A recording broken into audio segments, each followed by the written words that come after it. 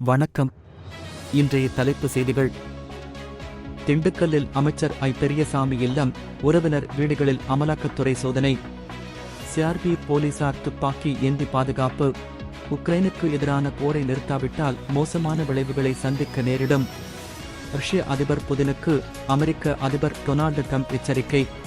Karnataka Congress MLA வீட்டில் நடந்த சோதனையில் 1,68,00,000 ரூபாய், 6.75 கிலோ தங்கம், 268 கிலோ வெள்ளி பறிமுதல்.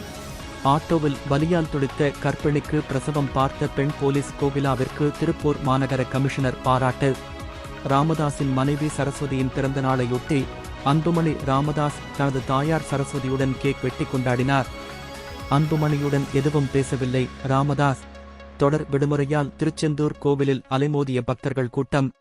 மக்களை நிம்மதியாக வாழ விடாத அரசு திமுக, எடப்பாடி பழனிசாமி விமர்சனம். முதல்வர் கோப்பைக்கான போட்டிகள் குறித்த விழிப்புணர்வு இருசக்கர வாகன பேரணி துணை முதல்வர் உதயநிதி ஸ்டாலின் தொடங்கி வைத்தார். அடுத்த ஆண்டு சுதந்திர தினத்தில் சென்னை கோட்டையில் தேசிய கொடி ஏற்றுவோம். கமலாலயத்தில் தேசிய கொடியை ஏற்றி வைத்து நயினார் நாகேந்திரன் பேச்சு. செங்கல்பட்டில் 700 கோடி ரூபாய் முதலீட்டில் 1000 பேருக்கு வேலைவாய்ப்பு அளிக்கும் மின்கருவிகள் உற்பத்தி ஆலை. முதல்வர் மு.க. ஸ்டாலின் முன்னிலையில் ஒப்பந்தம் கையெழுத்தானது. மோசமான வார்த்தைகளை பயன்படுத்த வேண்டாம். ராகுல் காந்திக்கு தேர்தல் ஆணையம் அறிவுறுத்தல்.